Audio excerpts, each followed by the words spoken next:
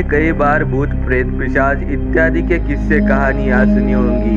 अक्सर इस तरह की कहानियाँ हमें अपने बड़े बुजुर्गों व जान पहचान लोगों से सुनने मिलती है। बहुत से लोग इन कहानियों को सच मान बैठते हैं और बहुत से लोग इन कहानियों को काल्पनिक मान बैठते हैं। आज हम बात करने वाले हैं विंचेस्टर हाउस, एक ऐसा रहस्यमय घर जहाँ है हजार आत्माओं का वास।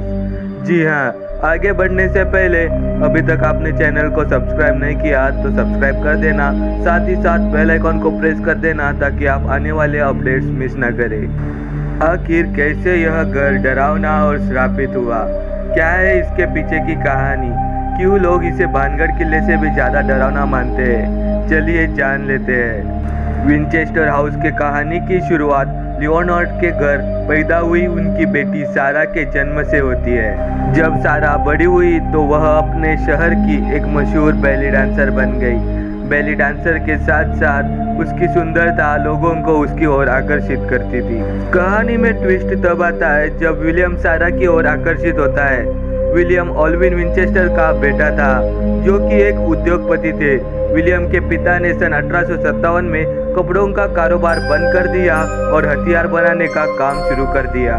साल 1860 में कंपनी ने एक राइफल बनाई जिसका नाम हेनरी राइफल रखा गया। इस राइफल को रिलोड होने में बेहद कम समय लगता था, जिसके चलते यह हर 3 सेकंड में फायर करने की क्षमता रखती थी। इस राइफल ने गृह युद्ध के समय बड़ी भूमिका निभाई। इस राइफल की कामयाबी के चलते हुए कुछ ही समय में ओलिवर विंचेस्टर पर पैसों की बारिश होने लगी। साल 1862 में ओलिवर के बेटे विलियम विंचेस्टर ने सारा से शादी कर ली। करीब 4 साल बाद 15 जुलाई 1866 को सारा ने एक बेटी को जन्म दिया जिसका नाम एनी पार्डी विंचेस्टर रखा गया। उसके आने से विंचेस्टर परिवार की खुशियाँ दोगुनी हो गई, मगर सारा और विलियम की यह खुशी ज्यादा देर तक नहीं रही। एनी को अचानक मोरासमस नाम की एक खतरनाक बीमारी ने जकड़ लिया और फिर कुछ ही समय बाद 24 जुलाई को एनी की मौत हो गई। बेटी के मौत के बाद सारा बुरी तरह से टूट गई और धीरे धीरे से सारा मानसिक रोग का शिकार बन गई। इस हादसे से उबारने में सारा को लगभग 1 दशक लग गया, यानी कि 10 साल। अभी सारा को अपनी खुशहाल जिंदगी में लौटे हुए ज़्यादा समय भी नहीं हुआ था कि सारा को विलियम के रूप में एक और बड़ा झटका लग गया। विलियम को लीवर से जुड़ी हुई बीमारी ने घेर लिया।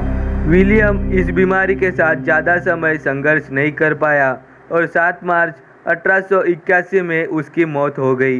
विलियम की मौत के बाद विधवा सारा विलियम की $20 मिलियन की संपत्ति की मालकिन बन गई। सारा हर दिन अपने पति और बेटी के मौत के गम में डूबती जा रही थी। ऐसे में उसकी एक दोस्त ने उसे राय दी कि वह अध्यात्म के जरिए जानने की कोशिश करे कि आखिर उसके साथ ऐसा क्यों हुआ। इसके बाद माना जाता है कि ओझा के जरिए सारा ने अपने मरे हुए पति के साथ संपर्क साधा। उस ओझा के माध्यम से सारा के पति ने उसे बताया कि यह उनके परिवार को दिया गया एक श्राप के कारण हुआ है। उसी श्राप के कारण उनकी और उसकी बेटी की मौत हुई है। यह श्राप उन 1000 लोगों द्वारा दिया गया था जिनकी मौत विंचेस्टर परिवार द्वारा बनाए गए हथियारों से हुई थी। उन्हीं 1000 लोगों की भटकती आत्माएं अब विंचेस्टर परिवार से बदला ले रही है। अब जो आप बात सुनने वाले हो वो शायद ही आपको सोच में डालेगी। श्राप से बचने के लिए सारा के पति ने उसे बताया कि वह न्यू हेवन के इस घर को बेचकर दक्षिण में अपने और इन सभी भटकती आत्माओं के लिए एक घर बनाए। उसने सारा को कह दिया कि वह अपने इस नए घर के निर्माण कार्य को कभी खत्म ना होने दे। जब तक वह घर को बनाने का काम जारी रखेगी तब तक वह जिंदा रहेगी। वही जैसे ही घर बनाने का काम पूरा हुआ उसकी मौत भी हो जाएगी। इसके बाद सारा ने न्यू हेवन का अपना घर बेच दिया और वह दक्षिण में कैलिफोर्निया चली गई। सारा ने 6 कमरों वाला एक घर खरीदा और उसके आसपास की 162 एकड़ की जमीन भी। इसके बाद सारा ने स्थानीय कारीगरों को उनसे पूरा घर दोबारा बनाने के लिए कहा। उसने करीब 22 लोगों को काम पर लगाया जो कि दिन में 24 घंटे अलग अलग शिफ्टों में काम किया करते थे। आरी और हथौड़ों की आवाज़ दिन रात सारा के घर में गूंजती रहती थी। कुछ समय बाद कारीगरों ने 26 कमरों वाला एक आलीशान घर तैयार कर दिया, मगर अभी भी घर में काम चल रहा था। काम को जारी रखने के लिए सारा खुद रोजाना काम करने वाले कारीगरों से मिलकर उन्हें अपने मुताबिक बदलाव और नई चीजें बनाने के लिए कहती थी।